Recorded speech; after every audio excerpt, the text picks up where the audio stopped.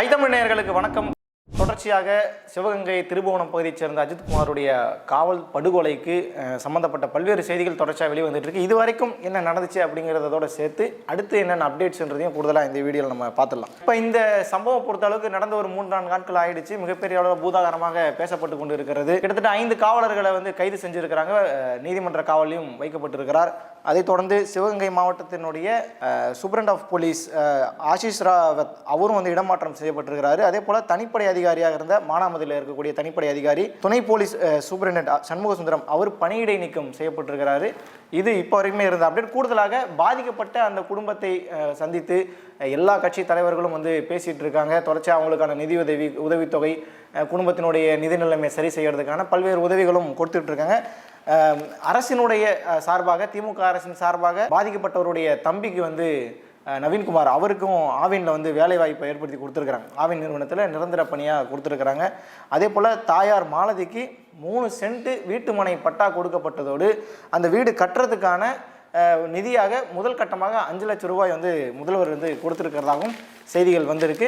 கூடுதலாக இந்த வழக்கினுடைய விசாரணையை பொறுத்த அளவுக்கு இது சிபிஐ கிட்ட மாற்றணும்னு சொல்லி பல அழுத்தங்கள் இந்த வழக்கில் கொடுக்கப்பட்டது. இந்த வழக்கில் நீதிபதிகளே SM சுப்பிரமணியன் ரொம்ப அழகாகவே வாதாடினாங்க. பல்வேறு கேள்விகளை கேட்டு காவல்துறையை திணறடிக்கக்கூடிய அளவுக்கு வாதங்கள் எல்லாம் இருந்துச்சு. எப்படி தனிப்படை அமைச்சிங்க, யார் உங்களுக்கு அதிகாரம் கொடுத்தா, பாடியை நீங்கள் வண்டியிலே வச்சு சுற்றிட்டு இருக்கிறது உங்களுக்கு என்ன அதிகாரம் இருக்குது, இவரை கூப்பிட்டு போய் விசாரிக்கிறதுக்கு என்ன அதிகாரம் இருக்குது, வழக்கே போடாமன்ற ஏகப்பட்ட கேள்விகளை தொடர்ச்சியாக கேட்டுட்டு இருந்தார். அந்த அடிப்படையில் இப்போ இந்த வழக்கு சிபிஐக்கு மாற்றி முதல் அமைச்சரே உத்தரவு கொடுத்துருக்கிறார். அதே போல் இந்த வழக்கில் சில வழிகாட்டு நெறிமுறைகளை காவல்துறைக்கு தமிழக அரசின் சார்பாக கொடுக்கப்பட்டது.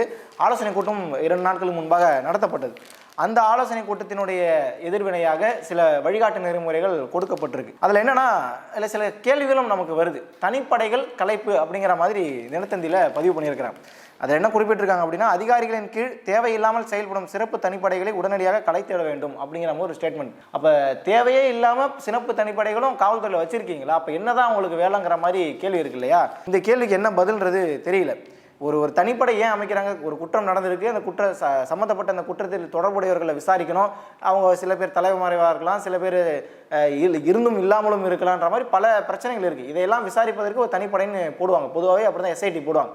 ஆனால் அந்த ஸ்பெஷல் இன்வெஸ்டிகேட்டிவ் டீமே தேவையே இல்லாமல் பல வழக்குகளை போடப்பட்டிருக்குங்கிற மாதிரி தான் இவங்களுடைய ஸ்டேட்மெண்ட்டே இருக்குது. அப்போ காவல்துறை எந்த லட்சணத்தில் வேலை செய்துங்கிற மாதிரி விமர்சனமும் வந்துக்கிட்டு இருக்கு. சரி, அடுத்ததாக என்ன சொல்கிறாங்க அப்படின்னா, தேவையற்ற இந்த லத்தி சார்ஜுங்கிற மாதிரியான விஷயங்கள் எல்லாம் தவிர்க்கணும் அப்படிங்கிற மாதிரியும் குறிப்பிட்டிருக்காங்க.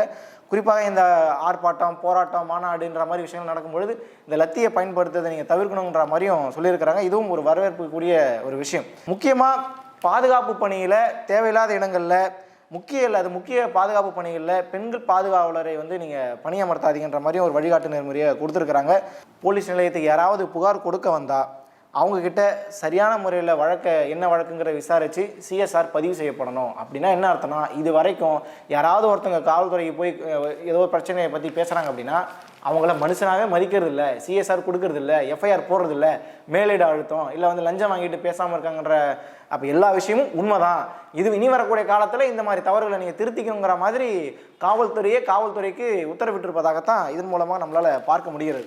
சரி, அடுத்ததாக என்ன சொல்கிறாங்க அப்படின்னா, சட்டம் ஒழுங்கு பிரிவில் பணிபுரிவதற்கு தகுந்த துணை போலீஸ் சூப்பரண்டுகளின் பட்டியலை தயார் செய்து உடனடியாக அனுப்பி வைக்கணும். அப்போ இவ்வளவு நாள் தகுதியே இல்லாதவர்களை வச்சு தான் இந்த காவல்துறை இயங்கிட்டு இருக்காங்கன்ற கேள்வி இருக்கு இல்லையா? இப்போ இவங்க கொடுக்குற ஸ்டேட்மெண்ட்லேயே எல்லாமே எதிர்கேள்விகளாகவே வைக்கக்கூடிய நிலைமையில தான் இருக்குது. அதே போல் சரித்திர பதிவேடு குற்றவாளிகள் மற்றும் சமூக விரோதிகளுக்கு எதிராக எடுக்கப்படும் நடவடிக்கையை தீவிரம் காட்ட வேண்டும். ஏற்கனவே அருண் IPS குறிப்பிட்டிருந்தார். அதாவது ரவுடிகளுக்கும் குற்றவாளிகளுக்கும் அவங்களுக்கு புரிகிற பாஷையில் நாங்கள் பேச போகிறோம் சொல்லிட்டு, ஏற்கனவே ஆம்ஸ்டாங்குடைய வழக்கு அந்த மரணத்திற்கு படுகொலைக்கு பின்னால் 3 என்கவுண்டர்ஸ் நடந்துச்சு. அப்பயும் மிகப்பெரிய அளவில் அது பேசு பொருளாக மாறிச்சு. யாரை மறைக்கிறதுக்கு இப்படி என்கவுண்டர் போட்டுட்டு இருக்கீங்க, விசாரணையே பண்ணுறதில்லை, இவங்க எடுத்தாங்க ஊற்றணும், நீங்கள் இஷ்டத்துக்கு வேலையை பார்த்துருக்கீங்கன்ற மாதிரி காவல்துறைக்கு எதிராக பல்வேறு அழுத்தங்கள் கொடுக்கப்பட்டது. அந்த டைமில் கூட அருண் IPS அந்த ஸ்டேட்மெண்ட்டு மிகப்பெரிய அளவில் சர்ச்சை பொருளாச்சு. இப்போ நீ அதே மாதிரி தான் மறுபடியும் சரித்திர பதிவேடுங்கிற பேரில் உங்களுக்கு பிடிக்காதவன், உங்களுக்கு ஆகாதவன், உங்களுக்கு வேண்டாதவன், இல்லை திருந்தி வாழணும்னு நினைக்கிறவன், இல்லை உண்மையிலேயே குற்றம் சாட்டியிருக்கிறவன் இதில் பிடிபடுவானான்னு தெரியாதவன் சொல்லி பல லிஸ்ட்டு, இந்த லிஸ்ட்டெல்லாம் சரியான முறையில் வழி நடத்த முடியுமா காவல்துறையால் அப்படிங்கிற மாதிரியும் கேள்விகள் வைக்கப்படுகிறது. இப்போ நீங்கள் இதெல்லாம் இந்த வேலையெல்லாம் முடிக்க வரீங்கன்னா அப்போ இவ்வளோ நாள் நீங்கள் என்ன தான் பண்ணிட்டு இருக்கீங்கன்ற கேள்வி இருக்கு இல்லையா? அதுக்கு என்ன பதில்ன்றதும் நமக்கு தெரியல. அதே போல் இந்த தேவையின்றி இந்த துன்புறுத்தக்கூடாது, வழக்கில் வந்து தண்டனை கைதிகளாக வரவங்க, விசாரணை கைதிகளாக வரவங்க, இவங்களெல்லாம் துன்புறுத்தக்கூடாதுன்ற மாதிரியும் சில வழிகாட்டுதல் சொல்லியிருக்காங்க. ஆனாலும் இதையெல்லாம் காவல்துறை ஒரு தூசிக்கு கூட அதை மதிக்க மாட்டாங்கன்றது நமக்கு நல்லாவே தெரியும். ஏன் அப்படின்னா தொடர்ச்சியாக இஸ்லாமிய சிறைவாசிகள் காவல்துறையினால் உள்ள இருக்கக்கூடிய சிறை காவலர்களால் கொடுமையாக பாதிப்பை ஏற்படுத்தப்படுகிறார்கள், அடித்து துன்புறுத்துறாங்கன்ற மாதிரி தொடர் செய்திகள் வந்துகிட்டு இருக்கு. அந்த அடிப்படையில் பார்க்கும் பொழுது சிறைவாசிகளாக வரவங்க, விசாரணை கைதிகளாக வரவங்களை நீங்கள் துன்புறுத்தக்கூடாது, இந்த நெறிகாட்டு சட்டமே சொல்லுது. சட்டமே எந்த ஒரு கைதையும் அடித்து இவங்க பண்ணுறாங்களே இந்த அட்டூழியம் மாதிரி எதுவும் பண்ணக்கூடாதுங்கிறது சட்டத்தில் இருக்கக்கூடிய ஒரு விஷயம். ஆனால் அதையே நீங்கள் சரியாக செயல்படுத்தாமல் அதை இவ்வளோ காலமும் நீங்கள் விட்டுட்டு ஒரு 25-26 உயிர் போன பிறகும் இப்போ நீங்கள் வந்து பேசுகிறீங்க அப்படின்னா காவல்துறை மறுபடியும் எந்த லட்சத்தில் வேலை செய்யுதுன்னு கேள்வி இருக்குல்ல, அந்த கேள்வி இங்கேயும் அப்ளிகபிளாக ஆகும். சரி, ரைட். அடுத்ததாக காவல்துறையில் வந்து கட்ட பஞ்சாயத்து செய்யக்கூடாதுங்கிற மாதிரி ஒரு ஸ்டேட்மெண்ட்டும் கொடுக்கப்பட்டிருக்குது. இன்றைக்கி எல்லா காவல் நிலையங்களும் கட்ட பஞ்சாயத்து நிலையங்களாக தான் இருக்குங்கிறது காவல்துறைக்கே தெரிஞ்சிருக்கு போல், அதை மேலிடத்துக்கே தெரிஞ்சிருக்கு போல். அந்த மாதிரி பண்ணாதீங்கன்ற மாதிரி ஒரு வழிகாட்டு நெறிமுறைகளையும் கொடுத்துருக்குறாங்க. அதே போல் திருட்டு வழக்குகளை உடனடியாக கண்டுபிடிக்க வேண்டும், முழுமையான நகை மற்றும் பணம் பறிமுதல் என்ற பெயரில் விசாரணை கைதிகளை துன்புறுத்தல் கூடாது, விசாரணை முறை தொடர்பாக சரியான பயிற்சியை முன்னனுபவம் உள்ள அதிகாரிகள் மற்றும் காவலர்களை கொண்டு வழங்க வேண்டும் அப்படிங்கிற மாதிரியும் சில விஷயங்களை சொல்லியிருக்கிறாங்க.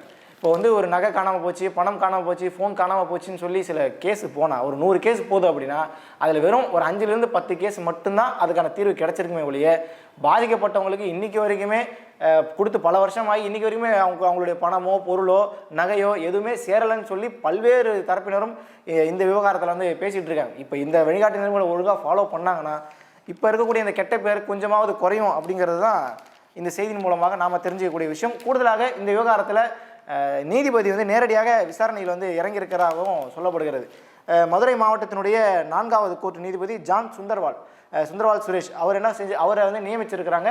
அவர் இன்னைக்கு 2வது நாளாக சம்மந்தப்பட்ட இந்த வழக்கோடு சம்மந்தப்பட்ட எல்லாரையுமே விசாரணை செய்ததோடு சம்மந்தப்பட்ட அந்த அஜித்குமாருடைய வீட்டுக்கு போய் அங்கே என்ன நிலவரங்கிறதையும் பார்த்து அவர் பேசிகிட்டு இருக்காரு. குறிப்பாக அந்த எஸ்பி சுகுமார், அதே போல் இன்ஸ்பெக்டர் ரமேஷ்குமார் உட்பட பல முக்கிய இந்த வழக்கோடு தொடர்புடைய அதிகாரிகளையும் அவர் வந்து விசாரணை செஞ்சுட்டு இருக்காரு.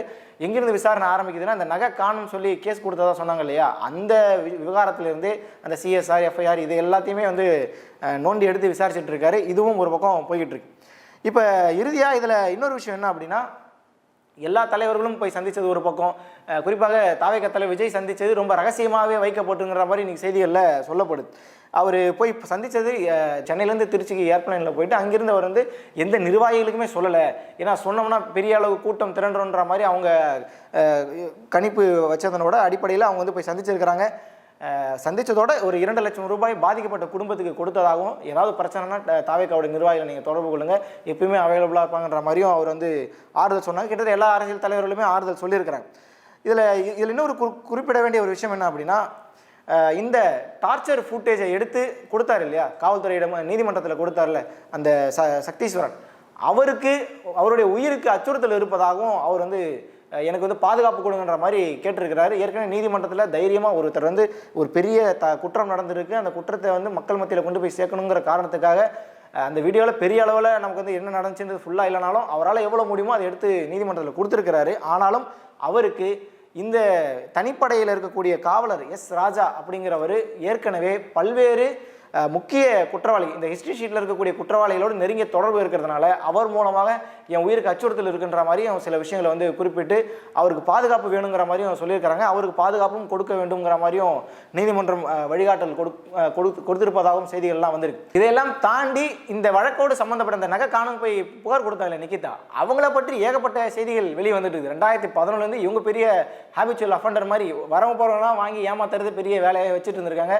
இந்த ஏமாத்தினதில் சொந்தக்காரன் தெரிஞ்சவன் இப்படி யாருமே பாகுபாடே கிடையாது, எல்லாரையுமே ஏமாத்திருக்கிறாங்க. நான் வந்து அரசு வேலை வாங்கி தரேன்னு சொல்லி ஆளுக்கு 10 லட்சம் 5 லட்சம் 8 லட்சம்னு சொல்லி சொந்த பேராசிரியர், அவங்க வந்து காலேஜில் படிக்கும்போது பேராசிரியராக இருந்தவர், அவர்கிட்டயே 10 லட்ச ரூபா வாங்கி ஏமாற்றி இப்போ வரைக்கும் அதை இழுத்தடிச்சுக்கிட்டு அது ஒரு மிகப்பெரிய இந்த ஒரு பூதத்தை வெளியே கொண்டு வந்தா இங்கே பார்த்தா இன்னொரு 2-3 பூதம் வெளியே வந்துட்டு இருக்கு. இப்போ அந்த நிக்கிதா தலைமறைவாக இருக்கிறதாகவும் செய்திகள் வந்திருக்கு. இது வரைக்கும் அந்த செய்திகளுடைய அப்டேட்ஸ் இவ்வளோதான். இதுக்கப்புறம் இந்த வழக்கு, இந்த விசாரணை சிபிஐக்கு மாற்றப்பட்டு என்ன மாதிரியாக விசாரிக்கப்படுகிறது, என்னென்ன விஷயங்கள்லாம் வெளிவருது அப்படிங்கிறத அடுத்தடுத்து நம்ம பொறுத்திருந்து பார்க்கலாம். நன்றி.